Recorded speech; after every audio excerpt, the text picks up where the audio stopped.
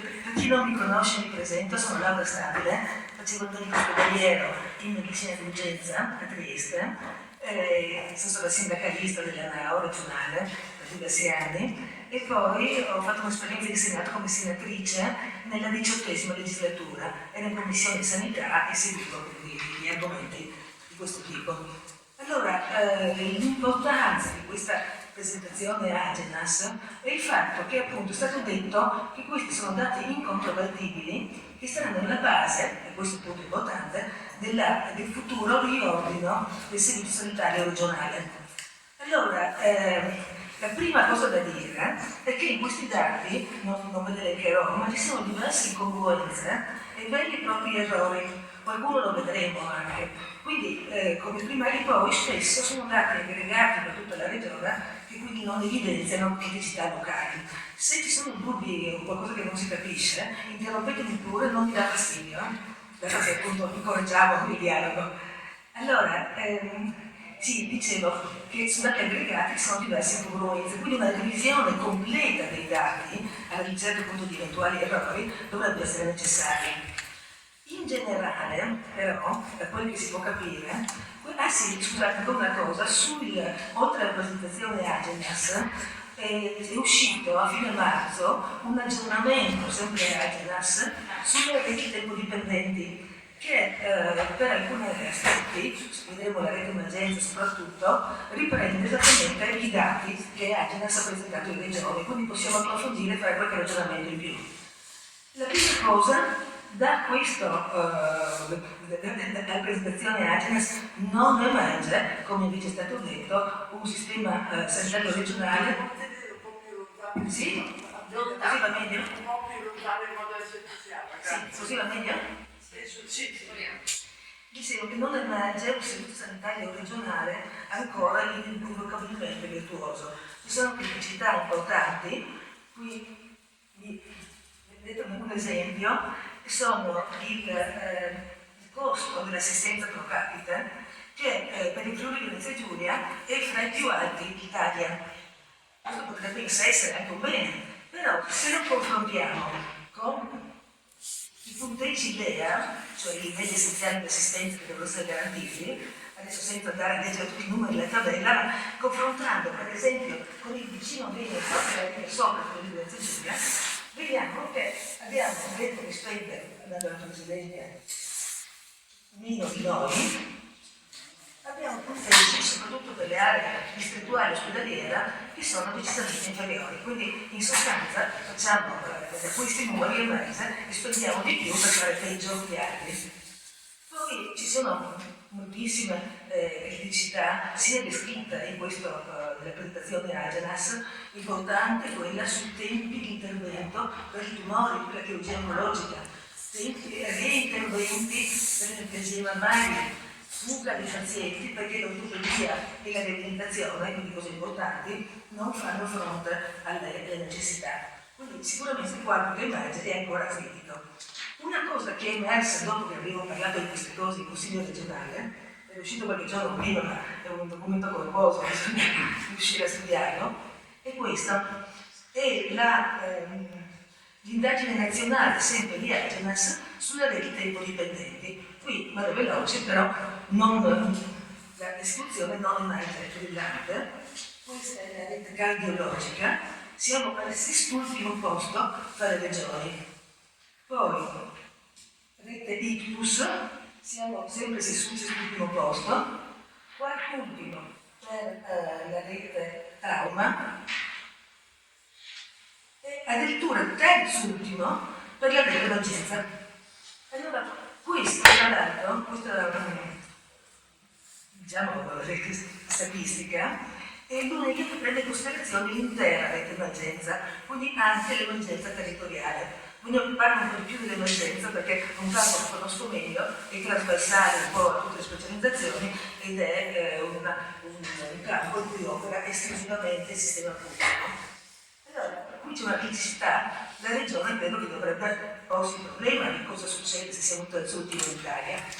Invece, questo avviene dalla presentazione Agenas fatta al Consiglio regionale, invece la regione si accontenta di dire che siamo efficienti perché rientriamo nello standard LEA dai 16 minuti dal momento dell'allarme al momento in cui l'ambulanza arriva sul posto e perché abbiamo l'ambulanza dello standard. Quindi da questo si vede che è un approccio estremamente superficiale che tende a mostrare una situazione più rosea di quanto non sia in realtà. Scusa, puoi chiarire meglio questo punto, perché questo è fondamentale. Cosa bisognerebbe in realtà misurare davvero? Allora, perché forse non per tutti è chiaro. Sicuramente bisogna misurare per i codici di maggiore gravità. Qui c'è anche un riferimento di legge, cioè 8 minuti per le aree urbane e entro 20 minuti per le aree extraurbane. Questo è un riferimento di legge. Chiaramente poi uno, considerato che nell'arresto cardiaco per esempio ogni minuto si perde il 10% di possibilità di sopravvivenza, uno dovrebbe andare a studiare anche i tempi inferiori agli 8 minuti. Comunque questo è un riferimento di legge. Studiare questo tempo e poi studiare le varie fasi, dove si perde tempo, cioè se si perde tempo col 112 per esempio, come funziona il filtro del 112, avanti con... Perché qui è i 16 minuti da quando a quando? Dalla prima telefonata al momento in cui il mezzo arriva sul posto. Poi in realtà i dati li trasmette la regione, quindi c'è sempre il dubbio su quali dati effettivamente trasmette la regione, se la regione abbia esattamente questa informazione. Vedremo poi anche. Ma scusa se chiedo ancora questo, ma qui è una media. È una media. È una media su tutti i codici. Su tutti gli interventi, Sia su tutti i codici. Su tutti i codici. Sì, tutti gli interventi. Quindi se uno c'è tanti codici bianchi, fatti in fretta, li conviene. Sì. Sì, e infatti dicevo questo, che la regione dovrebbe approfondire questo problema e non accontentarsi di questo. Sempre parlando, sempre nel campo dell'emergenza, qui ci sono delle discrepanze nei dati. Questi sono dati di Asugi, su cosa si possono declinare in regione, però per l'unico motivo che solo Asugi pubblica nelle relazioni sulle performance questi numeri, quindi abbiamo potuto confrontare i dati solo per questa azienda, però il problema si potrebbe presentare anche per gli altri, quindi bisognerebbe controllare. Allora, qui gli accessi al pronto soccorso risultano dalla presentazione Agenas, la parte superiore della diapositiva, risultano 61.000, mentre per lo stesso anno la relazione di Asugi ne riporta quasi 70.000 che poi la sommia. Quindi questi dati andrebbero controllati e rivisti. Sicuramente c'è un problema di trasmissione dei dati tra la regione e Agenas. In realtà chi dei due sbagli è difficile dirlo, però si nota che l'attività di questo pronto soccorso sembra così descritta come più semplice, meno complessa, meno impegnativa di quanto non sia per Asugi se non altro.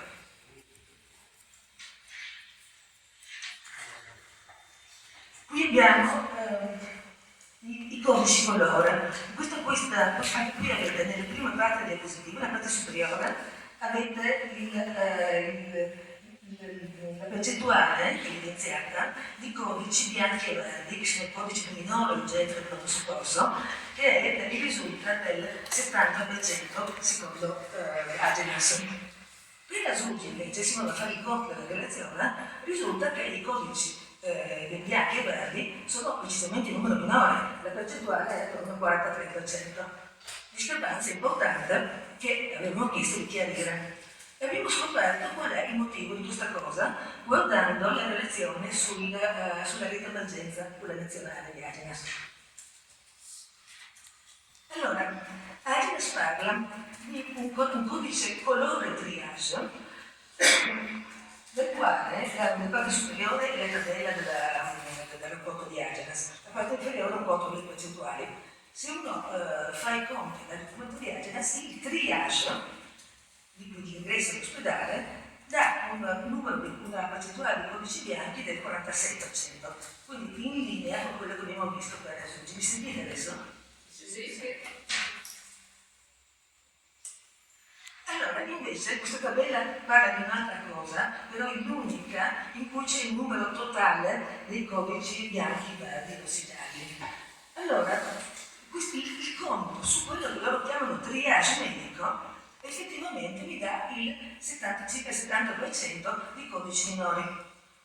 Allora, cos'è il triage medico? Cioè, un triage medico non esiste in pratica. Confrontando con il monitoraggio dei LEA, questo dovrebbe essere il triage, non il triage, scusate, il colore, il codice colore alla dimissione. Cioè, dopo che il medico ha valutato il caso, sintetizza in questo modo l'urgenza e la gravità del caso. E su questo codice c'è una gran confusione, probabilmente anche il Ministero. Non si, bene o male, i vari medici di buon soccorso spesso non sanno bene come compilarlo. Tant'è vero che è successo questo. Qui ci sono le proporzioni di accessi con triage medico verde che sono andati incontro al ricovero. Ora il ricovero potrebbe votare, però colpisce la discrepanza tra regioni.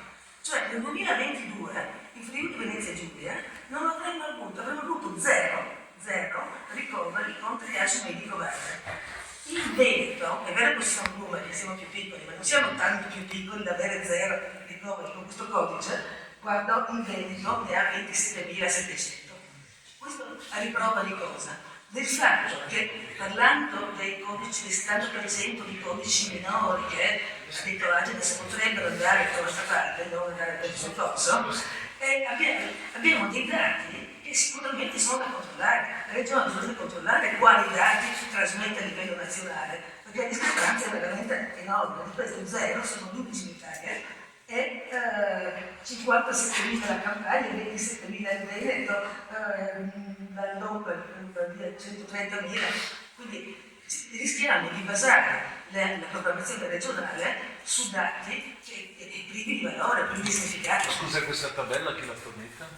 Questa tabella è dalla relazione di Agenas sulle reti dipendenti. E si tratta da lì, i dati sono i dati del flusso emergenza-urgenza che la regione trasmette e sono la stessa serie di dati che Agenas ha presentato qui in regione, solo che qui si può fare qualche approfondimento, c'è qualcosa in più. Situazioni analoghe per i codici bianchi, non è importante ma analoghe. Ecco, questo è un altro aspetto interessante e nuovo rispetto a quanto avevamo presentato in Consiglio regionale di Trieste, cioè i tempi di permanenza in pronto soccorso. Cioè, se uno guarda, tutto sommato vede, certo i tempi sono più espressioni minuti, si vede che tutto sommato un po' di ore, ma sappiamo che si aspettano ore. Ma noi sappiamo che esiste anche quello che si chiama il fenomeno di boarding.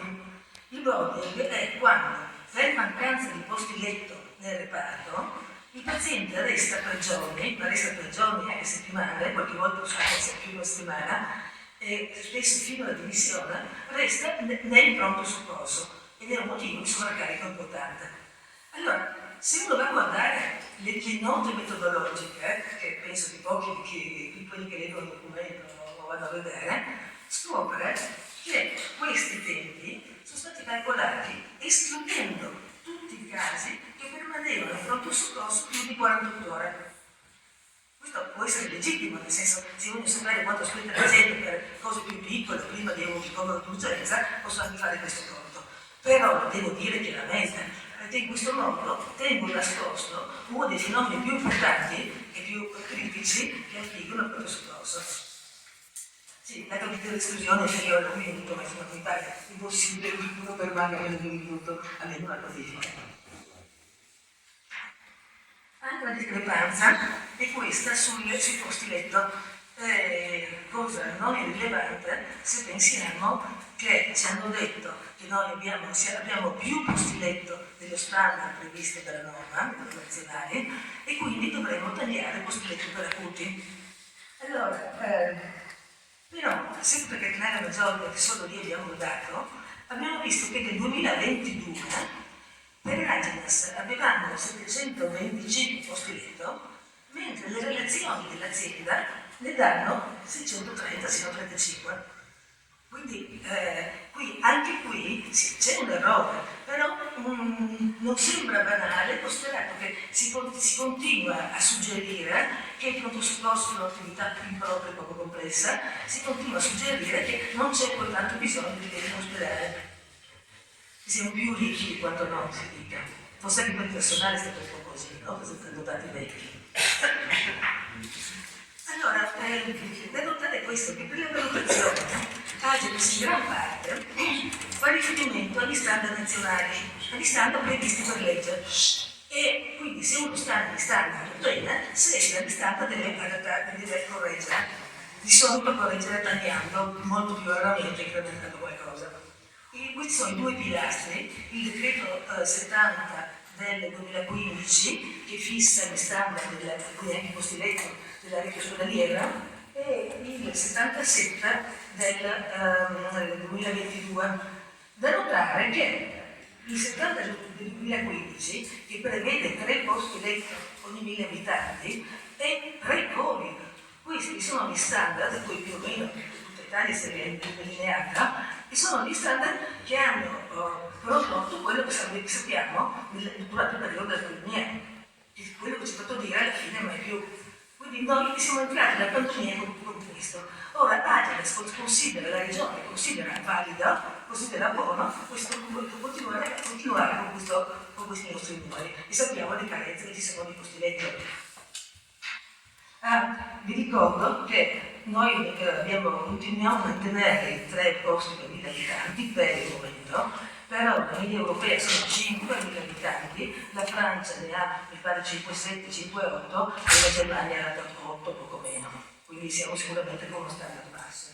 E questo tra l'altro, proprio il dottor Mantovani di Agenas fa parte di un tavolo nazionale che si è stato avviato ancora nel giugno 2023, che ha l'obiettivo, proprio alla luce della pandemia e della necessità di potenziare il distretto territoriale, l'obiettivo di rivedere questi standard, poi spiego cosa farà, però sono standard in revisione a cui bassi, a cui la regione intende immediatamente uniformarsi. Anche il decreto 77 è in corso di revisione allo stesso tavolo, ed è quello di cui abbiamo sentito molte volte parlare, che istituisce le case della comunità, le centrali operative territoriali, gli ospedali di comunità, che poi si vuole vedere non sono ospedali, e parla, diciamo, di assistenza domiciliare, su cui tema affrontato anche nell'ambito del PNRR, su cui daremo qualche informazione. Le case della comunità, tra l'altro, forse non tutti sanno, che per ogni casa della comunità è previsto nel PNRR l'assunzione di soli 2 infermieri. Per tutto il resto, le case della comunità dovranno lavorare con il personale già esistente. Quindi quando ci vengono a dire che troveremo i medici di medicina generale, gli specialisti, il fisioterapista, il logopedista, eccetera, eccetera, queste sono le stesse figure professionali che già attualmente operano, che non si capisce perché dovrebbero potenziare il sistema spostando la sede di lavoro e disperdendo sul territorio, quindi hanno più tempi di percorrenza, più lunghi, eccetera. Quindi per questo non dobbiamo aspettarci un grosso miglioramento e certamente no un miglioramento delle liste d'attesa o una riduzione dei tempi per il soccorso. Vi faccio notare le centrali operative territoriali, perché il 77 le istituisce, però fissa anche degli standard minimi e massimi di personale, quindi uno oltre. Allora, noi ci immaginiamo, da quello che ci raccontano, che la telemedicina monitorizzi anche durante il tutturato della giornata i parametri seguiti. Però di notte evidentemente per il DM77 no. Chi ha lavorato a turni sa che per avere un turno di una persona, presente nelle 24 ore sono necessarie, in questo caso sono infermieri, 6 infermieri. Con lo standard minimo è impossibile. Con lo standard massimo ci si riesce solo se si mette permanentemente il turno al coordinatore infermieristico. Quindi anche qui non dobbiamo aspettarci poi grandissime cose da quello che ci stanno promettendo. Scusate. Sull'assistenza domiciliare, anche ci sono dati interessanti, come diceva prima la consigliera Buoni, è una cosa fondamentale delle cure lontane degli anziani, in una regione con molti anziani come la nostra, però cosa è previsto, se si vanno a leggere i numeri, questo lo si trova nelle schede del PNRR. Se si fa un conto, e sapete che tra l'altro Agenas ha dotato la regione per aver preso in carico quasi il 10% delle persone ultra 65 anni. che è l'obiettivo nazionale, sempre uno standard nazionale. Ma cosa vuol dire questo carico? Allora, da PNRR, per il 60% delle persone, livello base, però il 60% delle persone, consiste in una visita al mese, o del medico di medicina generale o forse di operatore. E se guardate le altre categorie successive, tutto sommato, di cure palliative, chi ha bisogno di cure palliative avrebbe in media a casa propria un operatore un giorno sì, un giorno no. Quindi al di là delle carenze, questo potenziamento del territorio non è previsto, anzi, con i tempi massimi di personale, addirittura in cerchiamo di limitare. Questo è il rapporto Ambrosetti, tanto per confermare questi dati del Ministero Sanità del 2022 di ultimi pubblicati stati, da cui risulta che in Friuli Venezia Giulia l'assistenza domiciliare per il preso di carico consisteva in 14 ore l'anno per ogni anziano sanato. Quindi 12 mesi più 13, ma 14 mesi. Ancora, sui medici di medicina generale. Sui medici di medicina generale è previsto questo del PNRR, in base a questi investimenti e ingressi, una riduzione importante dal 2020 al 2027, 2027 perché il PNRR questo idea. Allora, Angela ha suggerito di incrementare il numero massimo di assistiti in carico ogni medico di medicina generale, attualmente 1500. In qualche area si è già superato questo limite, però se uno fa i conti anche qua, scopre che se si ipotizza che il medico di medicina generale lavora lo stesso orario dell'ospedaliero, quindi dipendente, 1500 ore all'anno, significa un'ora per assistito, andiamo all'anno. E questo medico dovrebbe anche distribuirsi fra case della comunità, ospedali della comunità e laboratorio se ancora lo mantiene. Quindi, al di là delle incongruenze, questo credo sia importante saperlo, perché altrimenti continuiamo a illuderci che ci preparino, diciamo, un sistema sanitario diverso ma efficiente. E invece il timore è che andiamo incontro ancora dei tagli. Tutto sommato questi dati vanno sempre un po' in questo senso, cioè fanno vedere più posti letto, forse fanno vedere più posti letto di quanti non ce ne siano, meno ricoveri di quanti non ce ne siano, un lavoro di pronto soccorso meno impegnativo, anche proprio sul pronto soccorso, tra l'altro forse bisognerebbe smettere di continuare a dire che i codici minori devono andare altrove, anche perché pensiamo che il codice minore può essere una frattura, un trauma banale che ha bisogno di ortopedico, ha bisogno dell'allergia. Cosa faccio? Lo mando nella casa della comunità? Anche se un radiologo ci lavora un'ora a settimana, quindi bisogna sfatare questo mito. Più in generale, qui emerge una visione che ormai è vecchia di decenni, un vecchio mantra, cioè più ospedale, meno ospedale e più territorio, meno letti e più servizi. Ora, sicuramente è importante potenziare il territorio, è fondamentale l'assistenza domiciliare, però va potenziata seriamente. Però non si capisce perché ci continuano a dire che quel numero di anziani molto elevato che abbiamo, anziani portatori spesso di patologie croniche, c'è meno bisogno di ospedali. Ma perché mai? Gli anziani, se sono anziani portatori di patologie croniche, questo sicuramente non impedisce di aver bisogno dell'ospedale nel caso di patologie acute. Poi il territorio ovviamente è importante qualche volta per prevenire il ricovero, ma soprattutto per guidare le dimissioni. L'ospedale continuerà a essere necessario. In pratica, ripeto, questo vecchio mantra del territorio che andrebbe in qualche modo rivisto. E l'impressione veramente che a livello sia regionale che nazionale non vediamo non uno, ma anche due, forse tre infatti delle stanze. Ultimo, il personale, la crescita, il personale. Cioè si continua, c'è il problema di fuga dei professionisti, qualcuno dice potenziate i ma non c'è personale. Quando mai si sono iniziate serie politiche del personale? Tutti dicono e ripetono, incentiviamo il personale a lavorare nel servizio pubblico, c'è stato il bonus sul pronto soccorso, però in realtà cosa succede nelle aziende? Le aziende continuano a fare di tutto per ottenere ore gratuite dai professionisti. Siamo tra l'altro gli stipendi